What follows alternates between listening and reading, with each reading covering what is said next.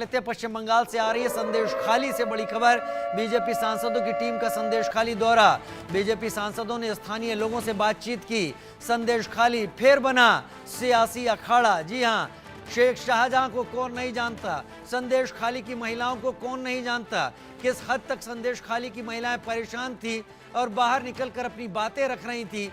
चुनाव से पहले ये मुद्दा बहुत ज्यादा गरमाया हुआ था। अब बीजेपी के सांसदों का यहां पर दौरा हुआ है। रविशंकर प्रसाद केंद्रीय मंत्री इस वक्त आपको दिखाई पड़ रहे हैं, बिप्लब देव भी आपको दिख रहे हैं। बहुत खुदरा में बेचती हैं। इनकी एक ही गलती थी कि इनका बेटा बीजेपी से पंचायत का चुनाव लड़ा था। पंचायत के चुनाव में अत्याचार किया, अभी देखिए फिर अत्याचार कर दिया, दुकान तोड़ दिया।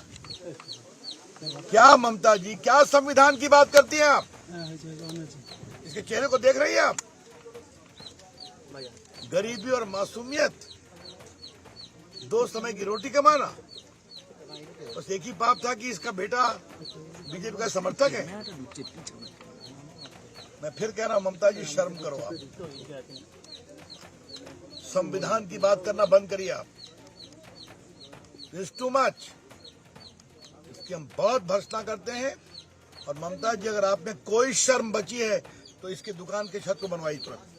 जो आपके गुंडों ने तोड़ा है इसकी दुकान को, दोनों आपके सामने खड़ी है।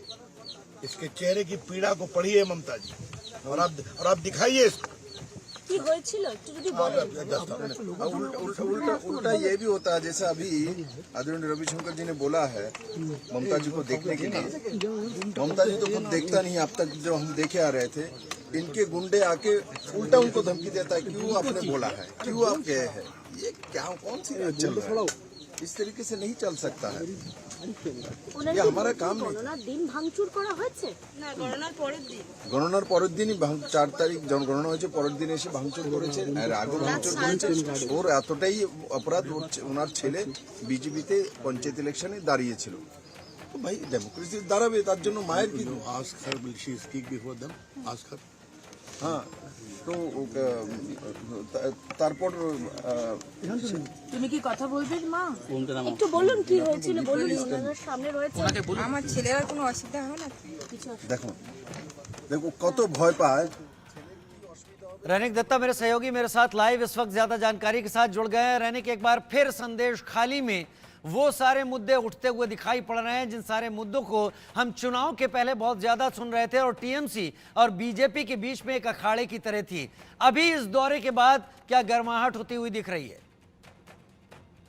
में देखिए, पोस्ट पोल वायलेंस तो संदेश खाली में भी नहीं हुआ है। तो वो दिखाई दे रहा है कि पोस्ट पोल वायलेंस की वजह से संदेश खाली का बेर मौजूद, संदेश खाली 1, संदेश खाली 2, ये सब जगह में जो भी बीजेपी वर्कर्स था उनके ऊपर हमला होने लगा है। टीएमसी के ऊपर ये क्लेम है कि टीएमसी की तरफ से कोई दुकान नहीं खुलने दे जा रहा है। जो टोटो चलाता है उनको टोटो भी नहीं चलाने दे रहा है। जो भी बीजेपी का वर्कर्स था, जो भी बीजेपी का कार्यकर्ता था, जो बीजेपी के लिए ये चुनाव में प्रचार किए थे, जो पंचायत इलेक्शन में बीजेपी का कैंडिडेट हुए थे, उनके ऊपर भी हमला किया जा रहा है, ऐसा दावा है। और ये जो पोस्ट पोल वायलेंस को लेकर सेंट्रल कमेटी के तरफ से ये विजिट किया जा रहा है, इसमें भी बार बार से एक ही चीज उन लोगों के सामने, जो विक्टिम थे संदेश खाली में, पहले भी लोग डरे हुए थे कि जिस तरीके का माहौल संदेश खाली में बने हुआ था उसमें उन लोगों का डर था। चुनाव के दिन भी उन लोगों के मन में डर था कि चुनाव खत्म होने के बाद फिर से उन लोगों के ऊपर हमला किया जाएगा, टीएमसी की तरफ से हमला किया जाएगा। उसका वही हुआ, फिर से उनका जो डर, वही डर सच में बदला गया कि चुनाव का रिजल्ट आउट होने के बाद ही उन लोगों के ऊपर हमला होने लगा। जो भी बीजेपी वर्कर्स है, बीजेपी वर्कर्स के ऊपर हमला होने लगा। उनको दुकान पर तोड़ दिया गया, घर से उनको बाहर कर दिया गया, वो घर में नहीं रह पा रहे हैं। और उसके साथ साथ ही उनका जो बिजनेस, वो बिजनेस भी बंद कर देने के लिए कोशिश भी टीएमसी की तरफ से किया जा रहा है। ये पूरा घटना को देखकर पुलिस की तरफ से भी कोई कंप्लेंट नहीं लिया जा रहा है, ऐसा भी बीजेपी का कहना है। बीजेपी का ये भी दावी है कि पुलिस के पास अगर कंप्लेंट लेके जाया जाए तो पुलिस की तरफ से जीडी लेकर छोड़ दिया जा रहा है, कोई एक्शन भी पुलिस की तरफ से नहीं लिया जा रहा है। और इसको लेकर ही आज जो सेंट्रल कमेटी का टीम है, ये जो सेंट्रल फैक्ट फाइंडिंग टीम है, 4 एमपी का जो टीम है, वो आज विजिट कर रहे हैं।